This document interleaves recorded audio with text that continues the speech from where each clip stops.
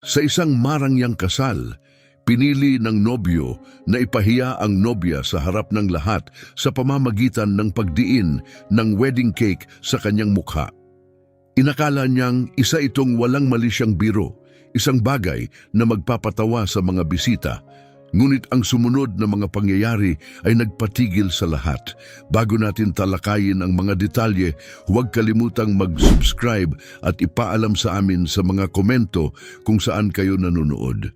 Ang estate ng mga Diaz ay hindi matatawaran sa karangyaan. Nakaluklok sa mga burol sa labas lamang ng lungsod, ang mansyon ay nagsilbing monumento ng yaman mula sa maraming henerasyon, napakataas na puting haligi, perpektong mga hardin at isang hindi maikakailang aura ng kataasan na lumulutang sa hangin. Sa loob, sa ilalim ng kumikislap na mga chandelier at sa mapanuring tingin ng mga ninunong matagal ng yumao na nakapinta sa mga dingding, ang pinakamalaking kasal ng taon ay malapit ng maganap. Sa silid ng nobya, nakatayo si Romina Romero sa harap ng isang napakalaking salamin. Ramdam ang bigat ng kanyang trahe de boda na parang isang tahimik na katotohanang hindi na niya matakasan. Ang kanyang bestida ay kamangha-mangha, makinis na ivory satin, mahigpit na bodice at maselang beadwork na kumikinang sa malambot na liwanag ng silid. Isa itong damit na tila galing sa isang engkantada, ngunit matagal nang tumigil si Romina sa paniniwala sa ganoong mga kwento. Masyado na siyang sanay sa mga negosasyon sa mataas na antas at sa mga corporate boardroom upang maengganyo ng mga ilusyon. Sa kanyang refleksyon, isang poised at eleganting babae ang tumingin pabalik sa kanya. Ang kanyang malalim na kayumangging balat ay lumiliwanag laban sa maputlang tela. Ang kanyang buhok ay perpektong inayos. Ngunit sa ilalim ng kinis na palabas na anyo, isang hindi mapakaling pakiramdam ang bumabagabag sa kanya. Matagal na itong naroon, isang tahimik, hindi matigil na bulong sa kanyang isipan, nagsasabing ang kasal na ito ay hindi nakabatay sa pag-ibig. Ang kanyang fiancé, si Roberto Diaz, ay nakapasa sa lahat ng pamantayan ng mataas na lipunan, matangkad, pino, may mataas na pinag-aralan at higit sa lahat may apelyidong minsang naging kasing kahulugan ng kapangyarihan. Ngunit sa likod ng marangyang imahe, ang pamilya Diaz ay nahihirapan na. Ang kanilang kayamanang dating walang hanggan ay ngayoy manipis na lamang, itinatago sa likod ng ilusyon ng kasaganaan. Samantala, ang pamilya ni Romina ay sumasalamin sa hinaharap. Ang apelidong Romero ay nakaugnay sa inobasyon, teknolohiya at makabagong pamumuhunan. Ang kanyang mga magulang, mga self-made billionaire, ay itinayo ang kanilang imperyo mula sa wala at ngayon ay nirerespeto sa bawat elite na bilog. Para sa kanila, ang kasal na ito ay isang perpektong negosyong hakbang. Tinawag ito ng kanyang ina bilang isang oportunidad, ang pagsasanib ng lumang prestihyo sa bagong kapangyarihan. Ang kanyang ama, na laging praktikal, ay pinayapa siya sa pagsasabing walang halaga ang pag-ibig kumpara sa katatagan. Nawawala ang pag-ibig, paulit-ulit nitong paalala. Ngunit ang isang matibay na pagsasama, tumitibay iyon. At kaya pumayag si Romina. Hindi naman niya kinamumuhian si Roberto. Noong una, hinangaan pa nga niya ito, ang kanyang natural na karisma, ang paraan ng kanyang pagkilos na puno ng kumpiyansa ng isang taong hindi kailanman nahirapan. Ngunit habang lumilipas ang panahon, ang mga bitak sa kanyang persona ay hindi na maitago. Ang kanyang pabirong panlalait sa mga taong hindi akma sa kanyang pamantayan.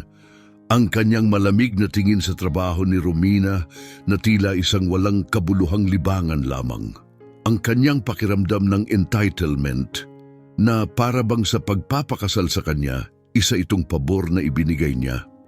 Sinubukan niyang pagtakpan ang kanyang mga pag-aalinlangan. Sinasabi sa sarili na ang mga relasyong tulad nito ay karaniwan sa kanilang mundo na hindi naman kailangang may pag-ibig. Ngunit ngayon, habang nakatingin siya sa sarili sa salamin, hindi niya maiwasang maramdaman na nagkamali siya ng desisyon. Isang katok sa pinto ang gumising sa kanyang diwa. Ang kanyang ina ang unang pumasok, maringal at makapangyarihan, sa isang bestidang halos kasing elaborado ng suot ni Romina. Si Imelda Romero ay isang babaeng hindi kailangang mag-utos upang makakuha ng atensyon kusang sumusunod ito sa kanya.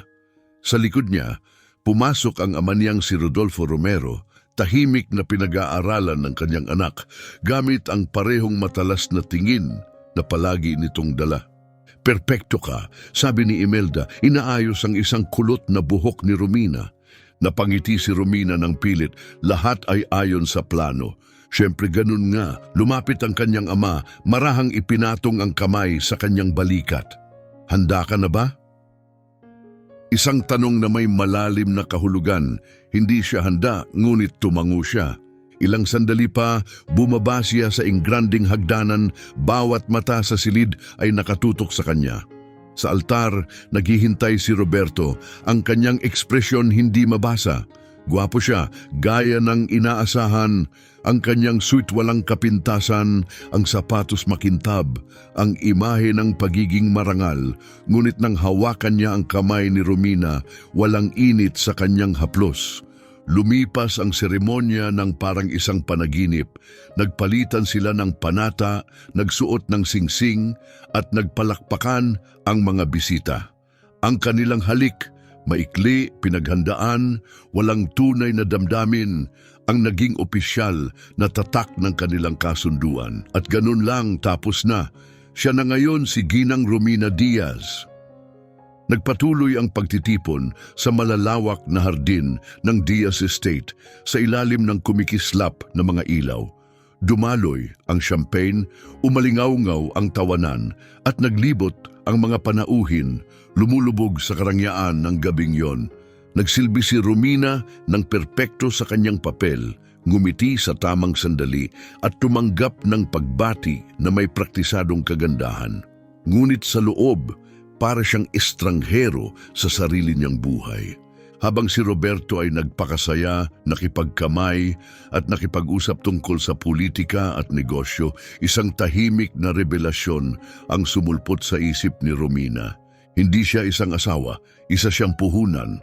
At ngayong gabi, habang nakatayo siya sa gitna ng mga taong gumagamit sa kanya, napagtanto niya ang isang bagay. Hindi pa siya kailanman nagkaroon ng kontrol, ngunit iyon ay magbabago. Ang estate ng mga Diaz ay kumikinang sa ilalim ng bigat ng sarili nitong prestihiyo. Mula sa labas, ang resepsyon ng kasal ay mukhang perpekto. Isang maringal na pagpapakita ng kayamanan, tradisyon at estado sa lipunan. Sa ilalim ng langit na puno ng kumikislap na mga ilaw, ang mga piling tao ng lungsod ay gumalaw ng may walang kahirap-hirap na biyaya, sumisipsip ng champagne mula sa masilang kristal na baso, habang marahang tumutugtog ang isang orchestral quartet sa likuran. Nakatayo si Romina Romero sa gitna nila, mahinahon at makintab, ang mismong larawan ng isang babaeng nabibilang sa mundong ito. Ngunit sa ilalim ng ibabaw, may nagbago. Naririnig pa rin niya ang kanilang mga tinig, ang mga negosyanteng ginawang isang simpleng puhunan lamang ang kanyang halaga. Hindi siya inosente. Lumaki siya sa isang mundo kung saan ang yaman ang batayan ng mga relasyon, kung saan ang mga kasal ay madalas na walang iba kundi mga estratehikong alyansa. Nauunawaan niya ito noong tinanggap niya ang kasunduang ito. Ngunit ang pag-unawa sa isang bagay sa teorya at maranasan ito sa aktwal ay dalawang magkaibang bagay. Mula nang dumating sila sa reception, hindi siya tinapunan ni Roberto ng tingin.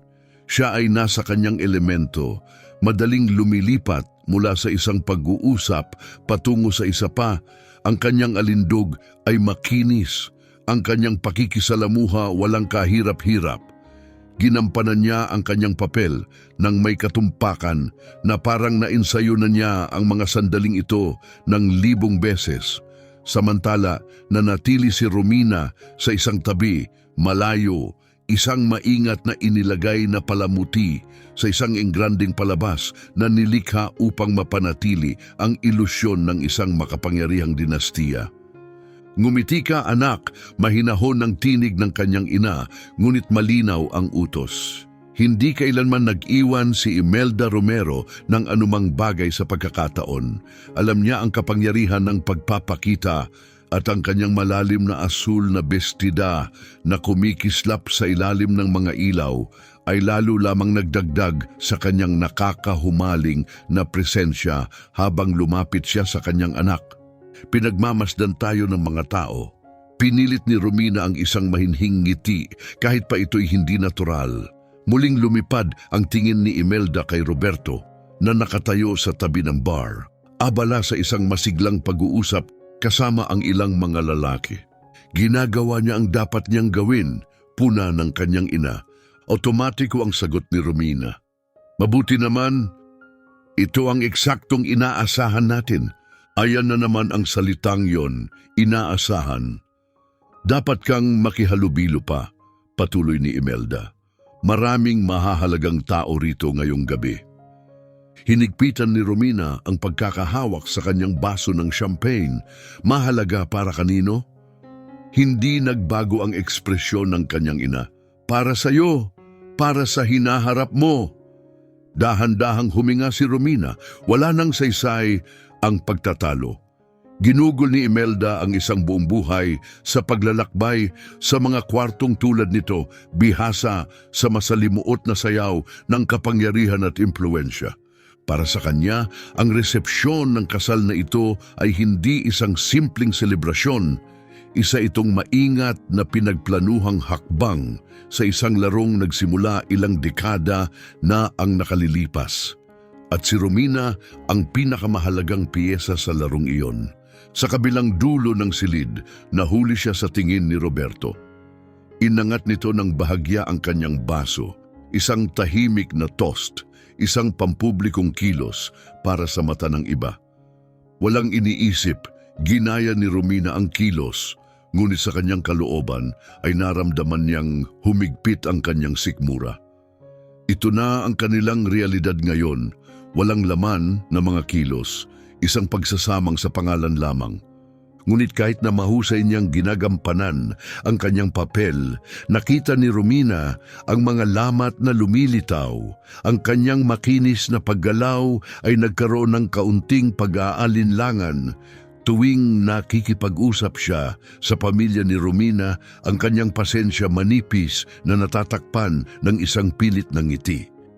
Nang kamayan niya ang ama ni Romina, si Rodolfo Romero, ang pakiramdam ay mahigpit ngunit maikli. May tahimik na tensyon sa pagitan nila, isang bagay na pilit itinago ni Roberto ngunit hindi niya lubusang maitago. Laging nagdududa si Roberto kay Rodolfo kahit na hindi niya ito kailanman aaminin. Marahil dahil si Rodolfo ay isang self-made billionaire, isang taong bumuo ng imperyo mula sa wala. Samantalang si Roberto ay namana lamang ang isang apelyidong unti-unting nawawalan ng halaga, o baka dahil alam ni Rodolfo ang totoong kulay niya. Magaling ang nagawa mo para sa sarili mo, wika ni Rodolfo, ang kanyang tinig matatag, hindi mabasa. Ikinararangal ka siguro ng iyong ama. Sa isang iglap, may dumaan na hindi maipaliwanag na emosyon sa mukha ni Roberto bago niya ito tinakpan ng isang praktisadong ngiti. Malaking bagay yan, sagot niya, ngunit walang sinseridad ang kanyang boses. Pinagmasdan siya ni Romina, napansin ang bahagyang pagkirot ng kanyang panga bago siya bumaling palayo. Muli niya itong nakita sa pakikipag-usap ni Roberto sa kanyang nakababatang kapatid, si Ronald. Hindi kailanman hinangaan ni Ronald si Roberto. Naging magalang siya, gaya ng inaasahan, ngunit palaging may kasamang pag-aalinlangan ang kanyang tono, isang tahimik na paghamak na hindi niya sinubukang itago. Isa kang kawili-wiling tao, Diaz, ani Ronald, habang iniikot ang kanyang inumin.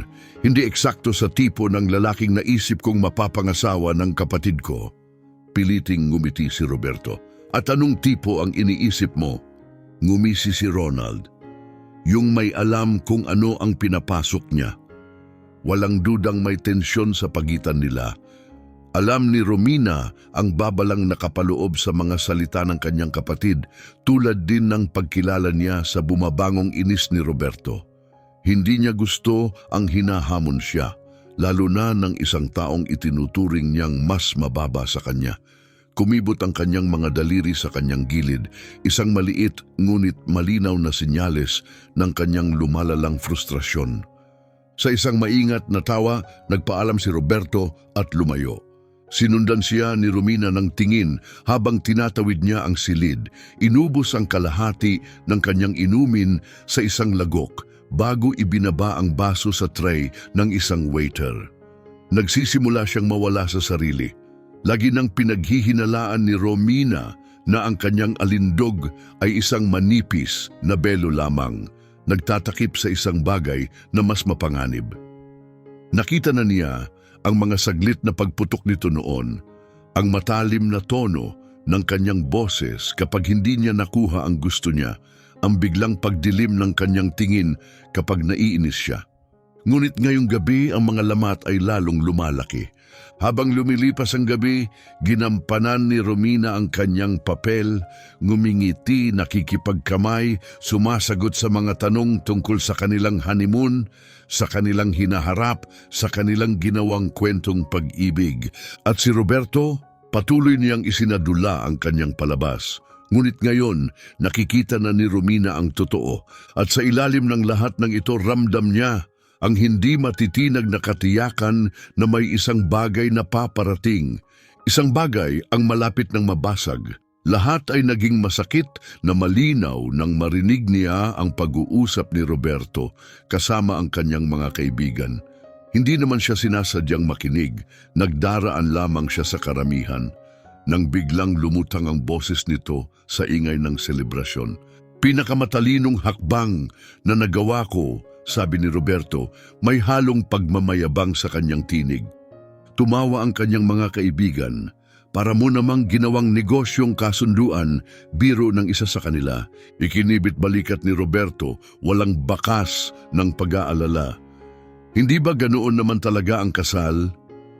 Huminto si Romina sa paghinga. Dahan-dahan siyang lumingon, sapat lang upang makita itong nakatayo sa tabi ng bar, kampante, punong-puno ng tiwala sa sarili. Para bang isang mahusay na negosyante na nagbubunyi sa isang matagumpay na transaksyon.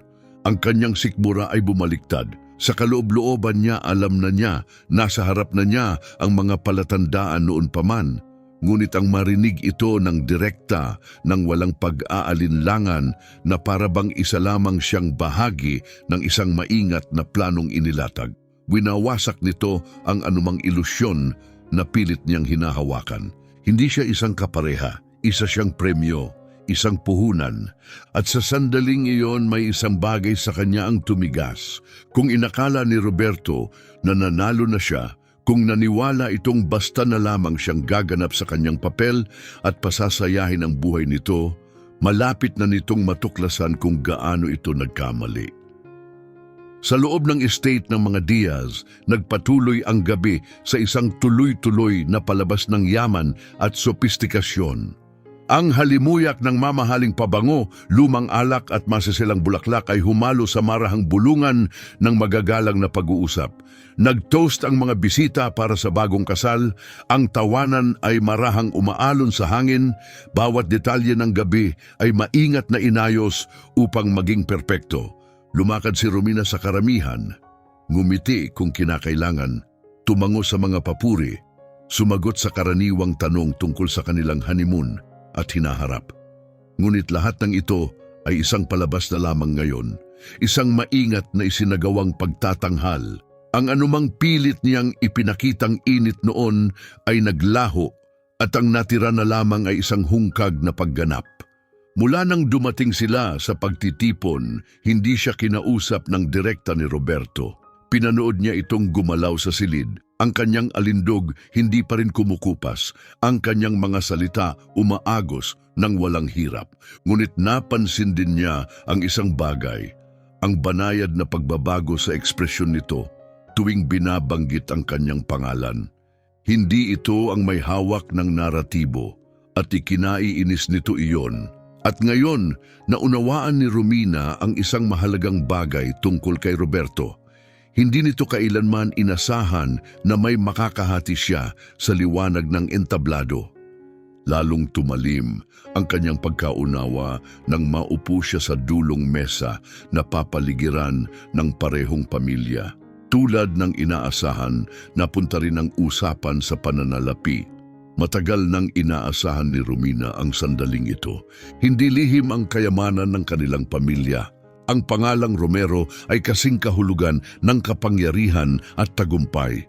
Bagong salapi, oo, ngunit salaping itinayo mula sa wala, naging isang imperyong nangingibabaw sa industriya ng teknolohiya at sining. Samantalang ang mga Diaz, halos hindi na nila mapanatili ang dating kinang ng kanilang pangalan. At si Roberto ay naniwala na naayos na niya ang kanyang kinabukasan sa pamamagitan ng pag-aasawa sa kanya. Ngunit isang bagay ang hindi niya naunawaan, hindi kailanman nagbibigay ng libre ang pamilya Romero. Pinag-usapan lang namin ng asawa ko kung gaano kaganda ang gabing ito, sabi ng isa sa mga tiyuhin ni Roberto habang iniikot ang kanyang inumin. Isang napakagarang selebrasyon, isang pagtitipong ganito siguro ay napakamahal. Bago pa niya maramdaman ito, nakita na ni Romina ang bahagyang pagkapit sa balikat ni Roberto, ang paninigas ng kanyang tindig. Naghihintay ito ng kumpirmasyon. Naghihintay na ipahayag ng kanyang ama ang matagal na nitong pinaniwalaan, na ang pamilya Romero ang gumastos para sa lahat, na sila, tulad ng inaasahan, ang nagsilbing kanyang panibagong pinansyal na ligtas na kanlungan. Ngunit si Rodolfo Romero ay hindi kailanman gumagawa ng mga bagay batay sa inaasahan.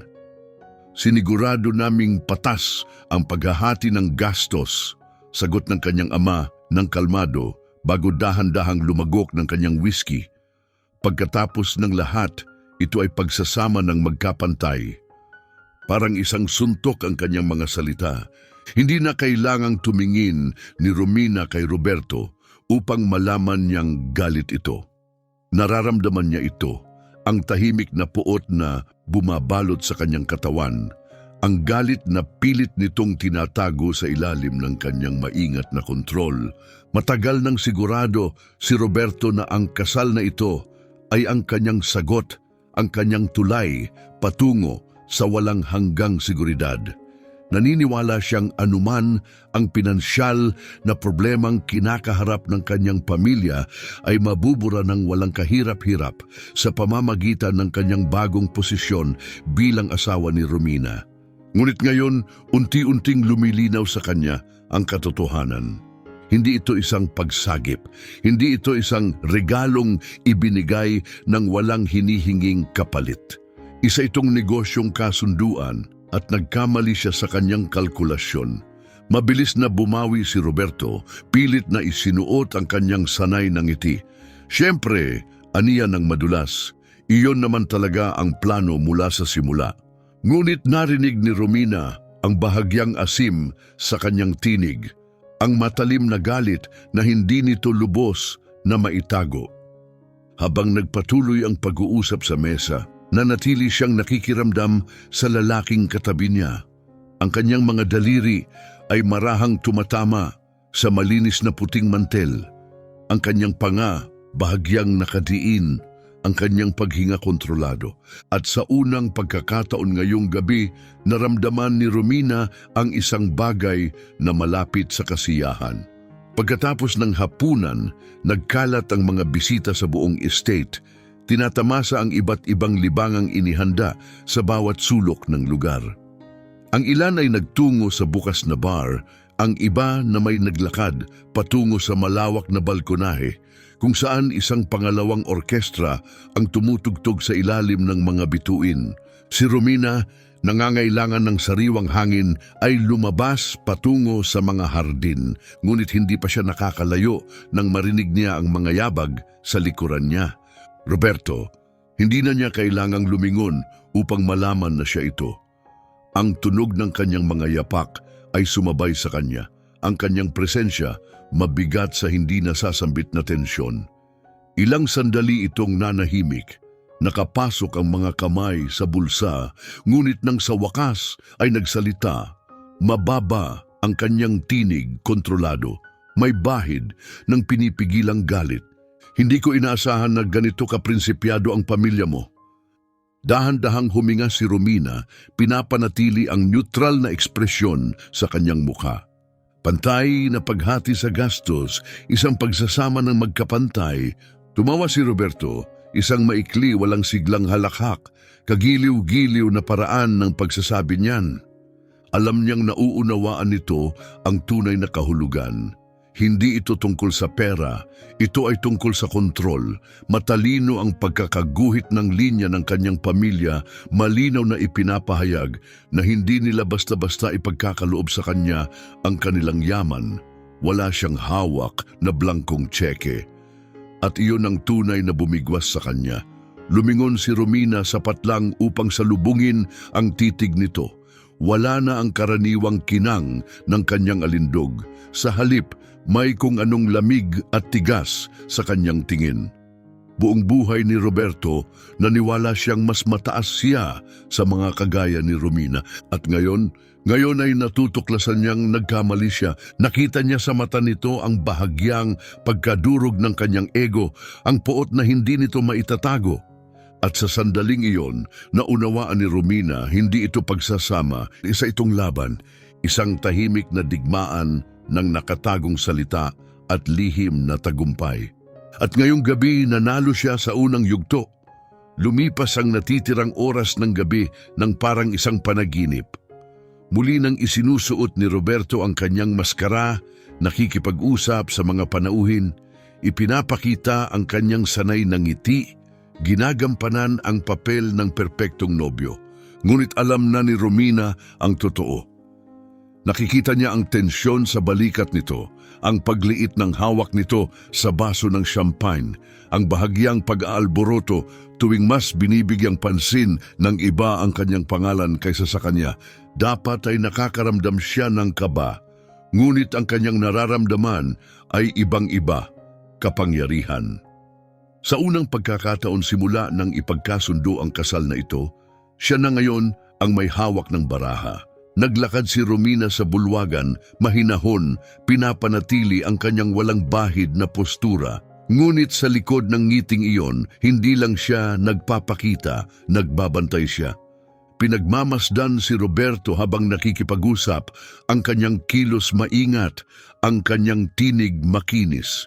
Ngunit nakita rin niya ang ibang bagay, ang bahagyang pagkibot ng kanyang panga tuwing napupunta ang usapan sa negosyo, sa pera, sa hinaharap. Simula nang mag-usap sila sa hardin, hindi na siya kinausap ni Roberto. Alam niya kung bakit. Nagsusuri ito ng susunod nitong galaw. At siya naghihintay dahil ngayon nauunawaan na niya ang takbo ng isipan nito. Si Roberto ay isang lalaking lumaki sa paniniwalang siya ay higit sa iba. Hindi dahil sa sarili niyang nagawa, kundi dahil lamang sa pangalang kanyang dala. At ngayong gabi, yumanig ang paniniwalang iyon. Nakita niya ito sa mata nito, ang bahagyang pagkagulat nang mapagtanto nitong hindi siya magiging kanyang kaligtasan, na ang apelyido nito ay walang laban sa imperyong kanyang kinabibilangan. At ang tingin na iyon, mapanganib iyon dahil ang mga kagaya ni Roberto ay hindi marunong humarap sa kawalan ng kontrol. Ang hindi maikakailang pagbago ng lahat ay dumating sa kanilang unang sayaw bilang mag-asawa. Sa saliw ng isang marahang tugtugin, umatras ang mga panauhin upang bigyang daan ang bagong kasal sa sahig. Mahigpit ang hawak ni Roberto sa kanyang likod, ginagabayan siya ng walang hirap. Para sa sino mang tagamasid, sila ang perpektong larawan ng isang makapangyarihang pagsasama. Ngunit ramdam ni Romina ang lahat, ang tensyon sa kanyang haplos, ang bahagyang diin ng kanyang mga daliri sa kanyang bewang, isang tahimik na babala. Tahimik ka, aniya, ang kanyang tinig, mahinahon ngunit mapanuri. Ganun ka rin, sagot niya, ang kanyang tono magaan, walang bakas ng emosyon. Ngumiti si Roberto pero hindi ito isang tunay na ngiti. Patuloy silang sumayaw, ang bawat galaw perpekto, bawat hakbang kalkulado, katulad ng kanilang buong relasyon. Noon minsan nang naisip ni Romina kung ano ang mararamdaman niya sa kanilang unang sayaw. Inakala niya marahil sa isang sandali makakalimutan niya ang lahat ng duda, ang lahat ng kasinungalingan. Ngunit walang init sa kanyang haplos, wala ni katiting na lambing sa paraan ng kanyang paggabay, wala kundi pagkalkula, wala kundi sama ng loob. Pagkatapos ng sayaw, marahan siyang umatras at nagpaalam, kailangan niya ng hangin. Habang tinatahak ang hagdang marmol, biglang may narinig siyang mga boses, mababang tinig ng mga lalaki, maluwag, may halong kasiyahan. Nagpatuloy siya sa paglalakad hanggang sa marinig niya ang kanyang pangalan. Pinakamatalinong hakbang na nagawa ko. Boses ni Roberto, mataas ang loob, kumpiyansa, punong-puno ng kasiguruhan. Isang munting halakhak ang sumunod. Parang napakahirap naman, biro ng isa. Halata naman, Diaz. Siya ang pinakamalaking premyo ng siglo. Huminto ang paghinga ni Romina. Isa siyang puhunan, ani Roberto, walang alinlangang pag-amin. Isang bagay na siguradong magbabayad sa mahabang panahon. Isa pang hagigik at pagkatapos katahimikan. Ngunit sa loob niya, wala nang katahimikan, wala nang pagkagulat, wala nang sakit. Wala nang anuman kundi malamig, malinaw na pag-unawa. Matagal na niyang pinaghihinalaan, alam na niya. Ngunit ang marinig ito ng diretsahan, napakalinaw, napakadali. Dapat sana'y lumayo siya, hayaan na lamang itong malunod sa sarili nitong kayabangan. Ngunit hindi niya ginawa. Sa halip, humakbang siya pasulong, diretso sa loob ng silid. Namatay ang tawanan. Si Roberto, nakasandal sa isang mamahaling upuan, tumingin pataas. Ang kanyang mapanuring ngiti ay saglit na nanatili bago ito tuluyang naglaho. Nagtinginan ang kanyang mga kasama, hindi sigurado kung dapat silang manatili o umalis. Lumapit si Romina, ang ekspresyon niya hindi mabasa. "Huwag kayong titigil dahil lang sa akin," anya ng magaan. Ang kanyang tinig kalmado, walang bahid ng galit. Mukhang napaka-interesante ng usapan ninyo. Napakapit si Roberto sa armrest ng kanyang upuan. May bahagyang pagkirot sa kanyang mukha, iritasyon, inis sa pagkagambala. "Romina," anya mahinahong nagsimula, "nagkakamali ka. Tinatawag mo akong puhunan." At sa unang pagkakataon simula ng kasal nila, nakita niya ito. Ang tunay na siya. At ngayon siya naman ang may laro. Dumaan ng sandali at hinayaan ito ni Romina. Wala na siyang kailangang sabihin, nakita na niya ang lahat ng dapat niyang makita. Nang hindi na lumilingon, tumalikod siya at naglakad palayo. Hinahayaan ang bigat ng kanyang katahimikan na lumubog sa paligid niya tulad ng isang anino. Pagbalik niya sa bulwagan, nasa rurok na ng kasiyahan ang pagtitipon. Tumatawa ang mga panauhin, nagkalampagan ang mga baso ng champagne at buhay na buhay ang sayawan. Walang nakapansin sa lamat na unti-unting nabuo sa ilalim ng makintab na panlabas ng gabi. Walang nakakita maliban sa kanya. Dumaan siya sa karamihan at nang maramdaman niya ang isang pamilyar na presensya sa tabi niya, saglit siyang huminto, si Ronald. "Ayos ka lang?" Tanong ng kanyang kapatid, mababa ang boses, kalmado, ngunit puno ng pangunawa. Dahan-dahang huminga si Romina. "Magiging ayos din ako." Lumipad ang kanyang tingin sa kabuuan ng silid at madali niyang natagpuan si Roberto. Nandoon ito, kung saan niya inasahang makita, nakangiti, tumatawa, napapalibutan ng mga taong patuloy pa ring naniniwala sa ilusyon nito. Ang mga hindi pa nakakakita ng mga bitak sa pundasyon. Mula nang umalis siya sa cigar lounge, hindi na siya tinapunan ni Roberto ng tingin at alam niya kung bakit. Dahil sa unang pagkakataon sa kanyang buhay, napagtanto ni Roberto Diaz na hindi na siya ang may hawak ng kontrol. At si Romina, kakaumpisa pa lang niya, nasa kasukdulan na ang kasiyahan, mas maingay ang tawanan, mas buhay ang pag-uusap at walang tigil ang pag-agos ng champagne. Ngunit sa kabila ng karangyaan, sa ilalim ng maingat na inorkestrang kagandahan, ramdam ni Romina ang pagbabago, parang isang bagyong unti-unting lumalapit. Pinagmasdan niya si Roberto mula sa malayo, nakita ang unti-unting pagkawasak nito simula pa lang nang ipahiwatig ng kanyang ama na hindi magiging ligtas na kanlungan ng pamilya Diaz ang yaman ng mga Romero. Narinig niya ang pinipigilang galit nito sa kanilang sayaw, nadama ito sa matalim na salita sa hardin. At ngayon nararamdaman niya ito, ang sandali kung kailan tuluyan nang lalabas ang puot ni Roberto. Nakatayo siya sa gitna ng bulwagan, napapalibutan ng mga panauhing hindi pa rin alam ang katotohanan, naghihintay sa susunod na bahagi ng gabi, ang wedding cake. Isang napakalaking obra maestra ng puti at ginto ang inilabas sa entablado, kumikinang ang masiselang patong sa ilalim ng ilaw ng chandelier.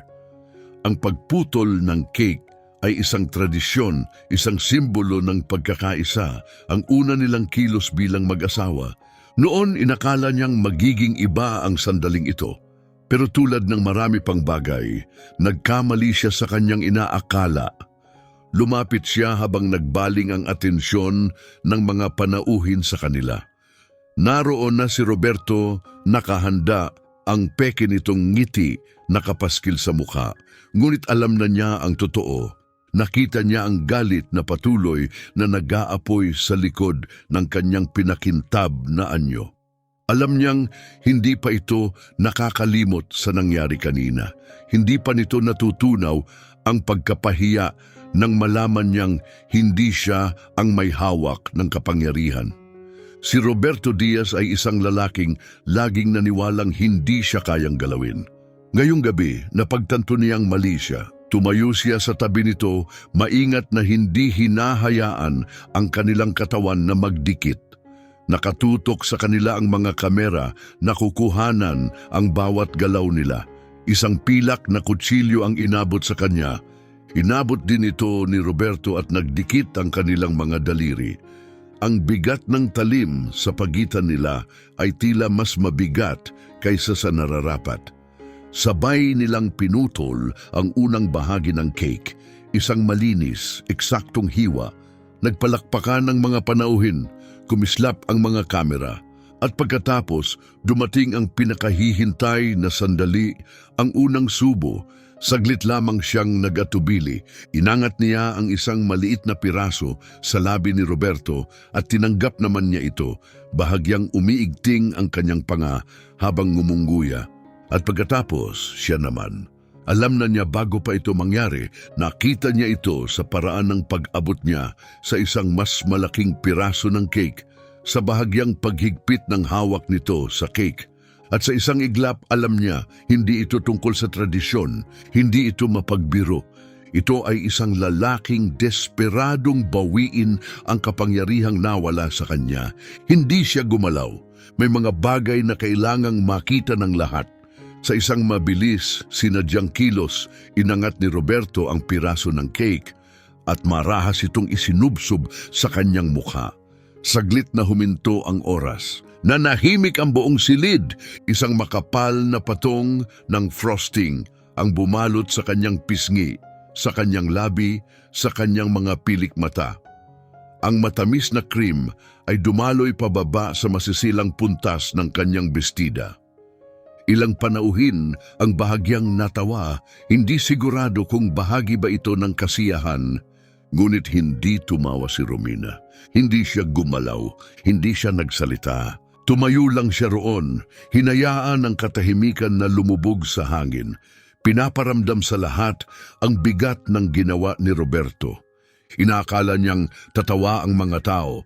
Inaakala niyang mapapalampas ito. Inaakala niyang kikindatan lang siya ni Romina at magpapatuloy ang gabi. Pero nagkamali siya. Dahil si Romina Romero ay hindi babaeng basta pinapahiya. At ngayong gabi, lumampas na sa linya si Roberto Diaz. Mabilis nagsimula ang mga bulungan. Nakita mo ba iyon? Hindi iyon biro, isinubsob niya. May huminto sa pagbagsak ng kanilang baso. May kumalansing na tinidor sa isang plato, hindi na itinuloy ang pagsubo. Sa kabilang panig ng silid, nakita ni Romina ang kanyang ama na tumayo. Ang tensyon sa katawan nito parang isang buhay na kuryente. Hinawakan siya ng kanyang ina sa braso. Huwag muna, hindi dito. Dahan-dahang huminga si Romina. Kinuha niya ang isang puting napkin, pinunasan ang frosting mula sa kanyang pisngi sa isang mabagal, maingat na kilos. Pagkatapos sinalubong niya ang titig ni Roberto at sa unang pagkakataon ngayong gabi, may nakita siyang bago sa mga mata nito. Pangamba, pagdududa, isang bahagyang pagkilabot, parang isang lalaking napagtanto, huli na gumawa siya ng isang napakalaking pagkakamali. Pinatagal ni Romina ang katahimikan, siniguradong maramdaman ito ng lahat sa silid. Pagkatapos, tumalikod siya at lumakad palayo. At sa gabing yon, tuluyan ng nabasag ang ilusyon. Hindi na bumalik si Romina sa bulwagan. Sa halip, umakyat siya sa kanyang silid. Pinanood niya ang sarili sa salamin, isang babaeng natatakpan ng mga labi ng isang kasal na dapat ay isang selebrasyon. Isang babaeng minsang naniwala na kaya niyang kontrolin ang pagsasamang ito. Ngunit ngayong gabi, napagtanto niyang hindi na kailangang subukan pa dahil wala nang dapat iligtas. Isang katok ang umalingaw-ngaw sa tahimik na silid. Hindi na kailangang magtanong ni Romina kung sino iyon. Unang pumasok ang kanyang ina, laging elegante, sinusundan ng kanyang ama. Walang pagbabago sa ekspresyon ni Imelda, ngunit nakita ito ni Romina. Ang matalim na tingin sa kanyang mga mata, ang uri ng tingin na lumilitaw lamang kapag may isang bagay na tunay na hindi mapapatawad. Si Rodolfo, sa kabilang banda, ay mukhang handang gibain ang buong gusali. Anak, maingat na sabi ni Imelda, hindi mo kailangang magdesisyon ngayong gabi. Ngunit matagal nang nakapagdesisyon si Romina. Sinulyapan niya ang kanyang ina sa salamin, ang kanyang tinig matatag. Tapos na ito. At sa unang pagkakataon ngayong gabi, nakaramdam siya ng gaan. Matagal na siyang naghihintay ng isang dahilan. Isang huling, hindi mapag-aalinlangan ng patunay na hindi niya kailanman maaaring gugulin ang kanyang buhay sa piling ng isang lalaking tulad ni Roberto Diaz. Dati, naniwala siyang kaya niyang baluktutin ang kasunduang ito ayon sa gusto niya, na kaya niyang daigin si Roberto, kunin ang kapangyarihan sa kanyang mga kamay. Ngunit walang halaga ang kapangyarihan kung ipahihintulot niya ang kanyang sariling kahihiyan. At hindi pag-aari ng kahit sino si Romina Romero. Bago matapos ang gabing ito, malalaman niyon ni Roberto, at pagsapit ng umaga, malalaman niyon ng buong mundo. Dumikit pa rin ang bigat ng frosting sa kanyang balat kahit pa pinunasan na niya ito. Ang masilang puntas ng kanyang bestida, dating walang bahid dungis, ngayon ay may bakas ng kanyang kahihiyan. Laging mahinahon si Romina, laging may kontrol. Ngunit ito ay ibang usapan. Isang linya ang nalampasan, isang mensahe ang ipinadala. Hindi lang siya pinahiya ni Roberto, ipinakita nito sa harap ng daan-daang panauhin na hindi siya nito itinuring bilang kapantay kundi bilang pag-aari, na kapag nilabanan niya ito, ilalagay siya nito sa kanyang dapat na lugar. Habang papalayo siya, patuloy pa rin ang musika, ang tawanan, ang mga pag-uusap, ngunit ramdam niya ang pagbabago. Ang tunog ng kanyang mga takong sa marmol na sahig ay kalmado, hindi nagmamadali, bawat hakbang isang tahimik na paghihimagsik. Nagbulungan ang mga panauhin, mababa ngunit mariin, hindi sigurado kung tatawanan ang nangyari o kikilalanin ang napanood nila. Ang ilan sa kanila ay nagsimula ng tahimik na mag-impake ng kanilang gamit. Nararamdaman na nakasaksi sila ng isang bagay na mas malaki kaysa sa isang wedding tradition na nagkamali ng direksyon. Sa likuran niya, nanatili pa rin si Roberto sa tabi ng cake. Ang ngiti niya unti-unting nawala, inaasahan niyang magre-react siya, inaasahan niyang tatawa siya, nasasabay siya sa laro. Inaasahan niyang ipapagpag lang niya ang frosting at isusuko ang laban, ngunit hindi ginawa ni Romina ang alinman sa mga iyon. Hindi siya sumigaw, hindi niya ibinalik ang cake sa kanya, hindi siya nagskandalo, tumalikod lang siya.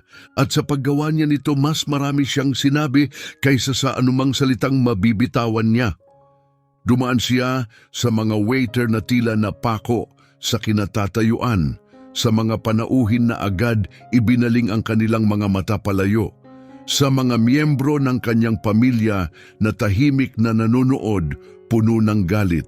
Sa kabilang dulo ng silid, nakatayo ang kanyang ama, matigas ang katawan, nakapiit ang mga kamao sa gilid. Kung hindi siya pinigilan ni Imelda, matagal nang sinapak ni Rodolfo Romero si Roberto Diaz. Ang unang gumalaw ay si Ronald. Kanina pa ito nakaupo sa isang mesa, ngunit noong tumalikod si Romina kay Roberto, tumayo siya agad. Hindi siya nagtanong kung okay lang siya, hindi na niya kailangang tanungin. Habang umaakyat siya sa granding hagdan patungo sa bridal suite, ramdam pa rin niya ang mabibigat na tingin ng lahat sa kanya. Naghihintay ang mga panauhin, naghihintay na madurog siya, naghihintay na sumabog siya sa galit, naghihintay ng iskandalo, ng eksena, isang bagay na pag-uusapan nila sa mga darating na taon. Ngunit wala siyang ibinigay sa kanila. Nang isara niya ang pinto ng bridal suite, naramdaman niyang iyon na ang wakas ng isang kabanata. Ang musika at tawanan mula sa ibaba ay parang isang bagay na pag-aari na ng ibang mundo. Lumapit siya sa vanity, tumitig sa salamin. Ang refleksyon sa kanya ay hindi isang babaeng ikinasal. Hinawakan niya ang gilid ng lamesa, pinapanatili ang sarili niyang balanse. Hindi dahil sa takot, hindi dahil sa lungkot, kundi dahil sa tindi ng kanyang pinipigilang galit. Matagal niyang pinaniwala ang sarili na kaya niyang kontrolin ang kasal na ito. Nagkamali siya. Isang katok ang gumising sa kanyang diwa. Hindi siya sumagot, ngunit bumukas ang pinto. Unang pumasok si Imelda, mahinahon ang kilos tulad ng dati. Sa ilalim ng malambot na ilaw, kumikinang ang kanyang bestida. Ngunit nakita ni Romina ang katotohanan sa kanyang mga mata. Matinding galit. Sumunod si Rodolfo, isinara ang pinto sa likuran niya. Ang galit nito ay tahimik, ngunit walang kapantay. Ilang sandali walang nagsalita, pagkatapos sinira ni Imelda ang katahimikan. Hindi mo kailangang bumalik doon. Tinitigan ni Romina ang kanyang ina sa salamin. Hindi lang ito tungkol sa cake. Ito ay tungkol sa lahat. Sa mga babala na hindi niya pinansin. Sa mga desisyong ginawa niya sa paniniwalang kaya niyang pangibabawan si Roberto Diaz. Mabilis na napabuntong hininga si Rodolfo. Naglakad sa silid, hinagod ang kanyang panga, parang pinipigilan ng sarili. Maraming beses na niyang nakita ang kanyang ama na galit. Pero hindi kailanman ganito. Hindi kailanman may ganitong tahimik na panganib. Huminga ng malalim si Romina, pagkatapos humarap sa kanila. Tapos na ito! Hindi nagulat si Imelda, tumigil sa paglalakad si Rodolfo. Pinag-aralan siya ng kanyang ina, hinahanap ang anumang pag-aalinlangan. Wala siyang nakita, dahan-dahan itong tumango. Pagkatapos, isang mababa, matigas at matapang na tinig ang bumasag sa hangin. Mabuti, tumitig si Rodolfo sa kanya, ang kanyang ekspresyon hindi matitinag. Dahil kung hindi mo tatalikuran ito, ako mismo ang hihila sa iyo palayo. Dahan-dahang bumuga ng hangin si Romina, bahagyang nabawasan ang tensyon sa kanyang mga balikat. Hinawakan ng kanyang ina ang kanyang mga kamay, marahang pinisil ang mga ito. Hindi mo kailangang magbigay ng pahayag ngayong gabi, sabi ni Imelda. Maingat ang tinig, tinimbang ang bawat salita. Pero bukas, kapag nagising ang mundo, dapat nilang malaman kung saan ka nakatayo. At malalaman nila, walang maingat na inihandang pahayag sa media, walang pagtatangkang sagipin ng isang bagay na matagal nang wasak. Hindi siya magiging babaeng nanatili. Hindi siya magiging asawang pumayag sa kawalang galang. Siya ang magiging babaeng lumakad palayo. Isang matalim, urgenteng katok ang bumasag sa katahimikan. Hindi pa man nakakapagsalita, si Romina ay binuksan na ni Rodolfo ang pinto. Nakatayo si Ronald sa labas, madilim ang ekspresyon. Paparating siya. Nanigas ang hangin sa silid. Marahang huminga si Imelda, parang inaasahan na niya ito, ngunit umaasa siyang magkakaroon pa ng kaunting oras. Nagkuyom ng panga si Rodolfo. Hindi na kailangang magtanong ni Romina kung sino ang tinutukoy ng kanyang kapatid.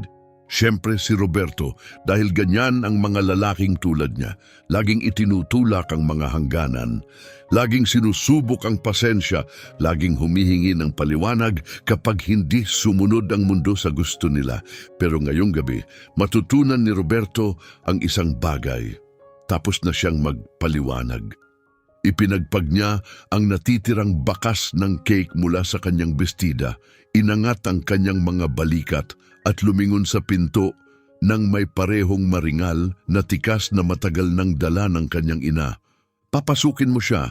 Nag-alinlangan si Ronald, nanigas si Rodolfo, ngunit matagal nang nakapagdesisyon si Romina. Kung akala ni Roberto na hindi pa tapos ang gabing ito, malapit na siyang matuto ng pinakamahirap na leksyon sa kanyang buhay. Dahil hindi lang ito tungkol sa cake, ito ay tungkol sa kapangyarihan.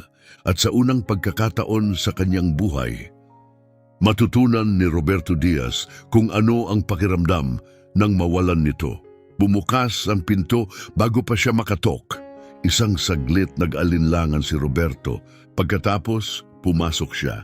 Lumubog ang kanyang makintab na sapatos sa malambot na alpombra. May amoy ng whiskey at sigarilyo ang kanyang damit, isang matalim na kaibahan sa banayad na halimuyak ng banila at orchids na pumuno sa silid. Sinipat niya ang paligid, nagmamasid. Si Romina nakatayo sa gitna, ang kanyang bestida may bahid pa rin ng cake na isinampal nito sa kanya. Walang emosyon ang kanyang mukha. Sa kanyang kanan si Imelda, tahimik, nakakapanindig. Sa may pinto si Rodolfo, isang harang sa pagitan ni Roberto at ng tanging labasan. At si Ronald, nakasandal sa malayong dingding, nakatawid ang mga braso, ang titig isang tahimik, ngunit hindi maikakailang babala. Sanay si Roberto sa pagkontrol ng isang silid. Pero hindi ito ang kanyang teritoryo, inaasahan niya ang galit. Marahil pati ang luha, ngunit ang bumungad sa kanya ay isang bagay na mas masahol pa, katahimikan. Pilit siyang ngumiti, pinilit linisin ang kanyang lalamunan. Narito ako para makipag-usap. Hindi gumalaw si Romina, hindi man lang kumurap. Lalong lumalim ang katahimikan, mabigat at hindi malusutan. Inaasahan niyang magagalit siya, na magtatalo sila, na bibigyan siya nito ng isang reaksyon, isang bagay na maaari niyang baliktarin laban sa kanya. Ngunit wala siyang ibinigay, napakuyom ang kanyang mga kamay. Talaga bang gagawin mo ito? Mababa ang kanyang boses, tensyonado, halos isang bulong. Lalakad ka palayo sa kasal na ito dahil lang sa isang biro. Wala pa rin, nanggigil ang kanyang panga, nawawala na ang kanyang kontrol. Napaka-ridikulo nito, Romina. Isang piraso lang ng cake iyon. Sinusunod ko lang ang tradisyon. Tumawa ang lahat. Bahagyang tumagilid ang ulo ni Romina. Walang tumawa, matatag ang kanyang tinig, malamig. Ang unang mga salitang binitiwan niya simula nang iwan niya ito sa tabi ng cake.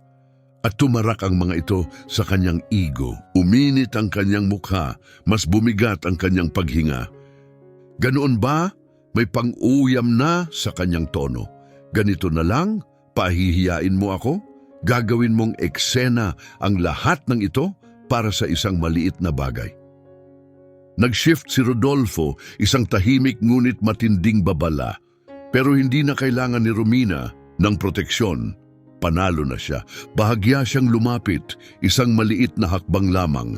Nagtagpo ang kanilang mga mata, kalma, walang takot. Hindi na talaga ito gagana. Mababa ang kanyang tinig, halos banayad, at iyon ang mas sumakit. May isang bagay sa loob niya ang kumirot, isang bagay na hindi niya maintindihan, isang bagay na hindi niya sanay maramdaman. Inaasahan niyang siya ang may kontrol.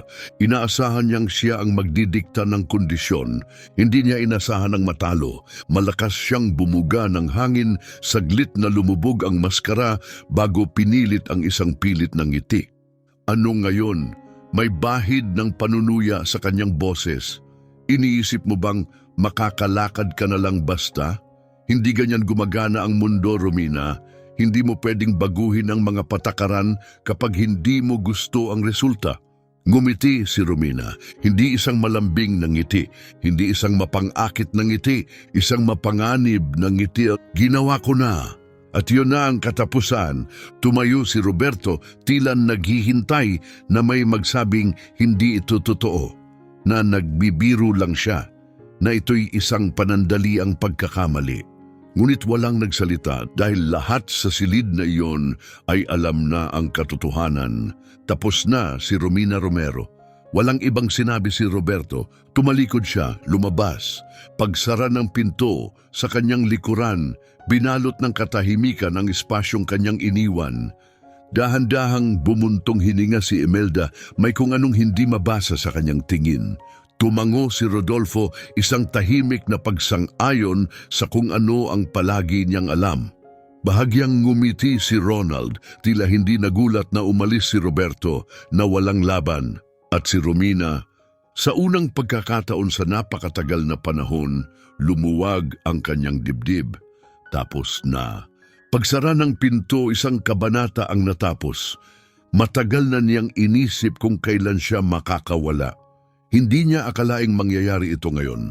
Hindi niya akalaing magiging ganito kasimple, ngunit sa katahimikan ng silid, sa tabi ng kanyang pamilya, wala siyang pag-aalinlangan. Wala ni isa dahil sa wakas, malaya na si Romina Romero. Ang unang gumalaw ay ang kanyang ina. Sa parehong tahimik at maringal na paraan na kanyang nakasanayan, lumapit si Imelda Romero, maingat na inabot ang isang maluwag na hibla ng buhok mula sa mukha ni Romina. Dumikit ang kanyang mga daliri sa natitirang bakas ng frosting sa balat ni Romina, isang saglit na dampi, puno ng pag-unawa. Ayusin namin ang lahat, wika ni Imelda, ang kanyang tinig makinis, tiyak. Walang pag-aalinlangan sa kanyang tono, walang pag-aalala sa kung ano ang susunod, dahil matagal na niyang alam kung paano ito matatapos. Matagal na niya itong nakita bago patanggapin ni Romina ang katotohanan. Malapit sa pinto, nanatiling tahimik si Rodolfo. Ang kanyang mga kamay nasa bulsa, ang kanyang ekspresyon hindi mabasa. Ngunit sapat na ang pagkakakilala ni Romina sa kanyang ama upang makita ang bagyong pinipigil nito. Buong gabi siyang nagtimpi, nilabanan ang bawat likas na pagnanasa niyang tapusin ito sa sariling paraan. Kung iba si Roberto, kung nasa ibang lugar sila, walang magiging diskusyon, walang magiging tahimik na usapan sa likod ng pinto. Matagal na sanang tapos ito, ngunit hindi ito tungkol sa bugso ng damdamin. Ito ay tungkol sa isang bagay na mas malaki pa kaysa sa galit. Dahan-dahang huminga si Romina, ramdam ang pagod na gumagapang sa kanyang katawan. Gusto kong matapos na ito bago sumikat ang araw. Isang bahagyang kibot sa labi ni Imelda, ang pinakamalapit na bagay sa isang ngiti na kaya niyang ibigay. Si Ronald, mula sa kanyang kinatatayuan sa dingding, napatawa ng mahina. Pagkagising ni Roberto bukas, malalaman niyang gumuho na ang buong buhay niya habang natutulog siya. Nagtagpo ang kanilang mga mata ni Romina, matigas, hindi natitinag. Iyon ang pinakamaliit na bagay na nararapat sa kanya. Muli siyang humarap sa salamin, nakikita ang kanyang sariling refleksyon. isang babaeng nilukob ng mga pangyayari ng gabing ito. Pumasok siya sa kasal na ito sa paniniwalang kaya niyang sundin ang mga patakaran, na kaya niyang hulmahin ang sitwasyon upang magamit ito sa kanyang kapakinabangan. Ngunit kailanman, hindi sa kanya napunta ang kontrol, hindi sa paraang inakala niya. Si Roberto ang naniwala na hawak niya ang kapangyarihan na magiging tulad siya ng maraming babae bago sa kanya, tahimik, masunurin, handang tiisin ang kahihiyan para sa formalidad. Inakala niyang kaya niyang ipababa ang halaga ni Romina, na kaya niya itong baliin. Hindi siya kailanman nagkamali ng higit pa rito. Lumusong siya palayo sa salamin at lumapit sa kanyang ama. "Gawin na ang mga tawag." Tumango si Rodolfo, walang pag-aalinlangan. Matagal nang inaayos. Siyempre, hindi siya naghihintay ng kanyang desisyon. Matagal na niyang sinimulan ang proseso mula nang lumayo siya sa mesa ng cake.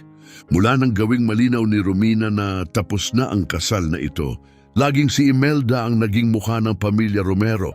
Ngunit si Rodolfo ang naging puwersang gumagalaw sa likod nito. At bago pa man maunawaan ni Roberto ang nangyayari, huli na ang lahat. Lumakad si Romina patungo sa aparador sa sulok ng silid. Binuksan ito ng walang pag-aalinlangan. Sa loob, nakasabit ang mga kasuotan na inihanda niya para sa isang honeymoon na hindi kailanman magaganap, mga mamahaling disenyo, maingat na pinili para sa isang buhay na hindi niya kailanman isasabuhay. Walang pag-aalinlangan, kinalas niya ang nasirang bestida, hinayaang bumagsak ito sa sahig sa isang tumpok ng seda at puntas. Humugot siya ng isa pang kasuotan, isang bagay na simple, isang bagay na kanya, hindi isang kasuotan para sa babaeng inaasahan nilang magiging siya. Habang nagbibihis, bawat kilos niya ay maingat, may layunin. Hindi niya kailangang makita ang pag-apruba sa mga mata ng kanyang ina upang malaman na naroon ito. Nang matapos siya, humarap siya muli sa kanila. "Gusto kong nakaalis bago pa siya magising." Sinilip ni Rodolfo ang kanyang relo. "May isang oras tayo, baka mas maaga pa." Sapat na iyon, hindi niya kailangang makita ang mga resulta. Hindi niya kailangang panoorin si Roberto na bumangon sa pagkawasak ng kanyang mundo. Pagsapit ng umaga, magiging laman na ng bawat balita ang nangyari.